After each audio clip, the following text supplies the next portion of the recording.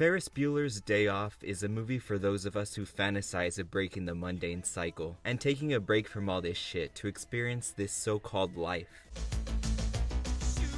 Life moves pretty fast.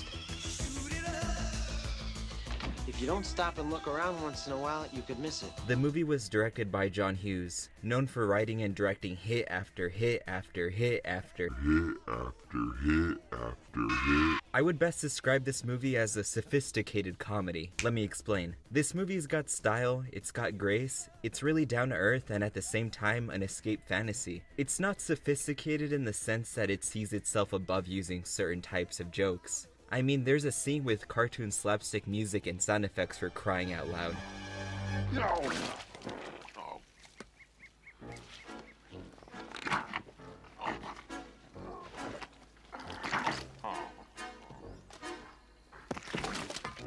It just has a refined palette of every type of joke and uses the best aspects of them all.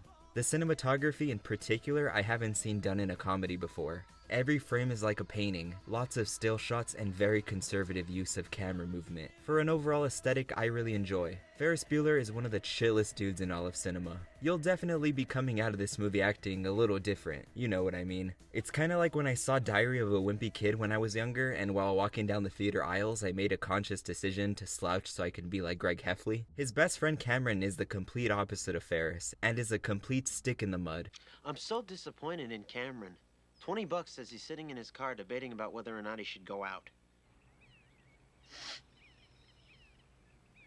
But thanks to Ferris, he learns to be more easygoing and to stand up for himself. I would say Cameron surprisingly has the most character development throughout the film. Rounding off the cast we have Jeannie, Ferris' sister who is bent on being a total snitch, but like Cameron learns to worry about herself. Sloane, Ferris' girlfriend who tags along for the antics, and that's kind of it. Oh, and there's Ferris' principal, Ed Rooney, who like Jeannie is trying to catch Ferris in the act. His real-life actor is also a sex offender. Not registered, mind you. In fact, he was charged with 250 hours of community service for failing to register. The parade scene will forever be one of my favorites just for the fact that a lot of these extras were just Chicago natives. This movie is fantastic and I highly recommend checking it out. What I don't recommend watching is the TV adaptation. Ferris Bueller!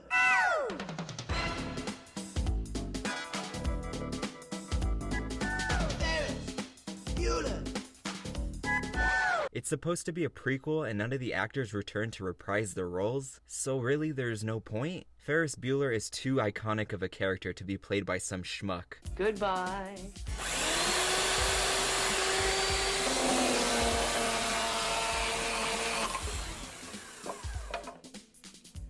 This is television. It's like when Amazon Instant Video revealed the trailer for Zombieland the TV series, and none of the actors came back. I remember watching the pilot when it first premiered and feeling lied to. It's not funny. Zombieland.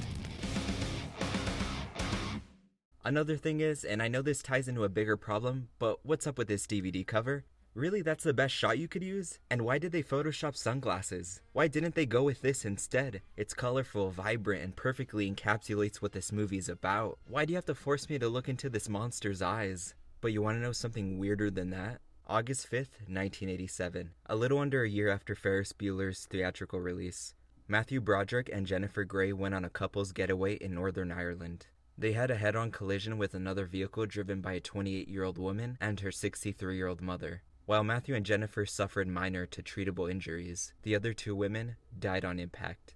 Matthew had been driving on the wrong side of the road. Convicted of careless driving, he faced up to 5 years in jail, but managed to get off by paying $175. That's $87.05 per victim.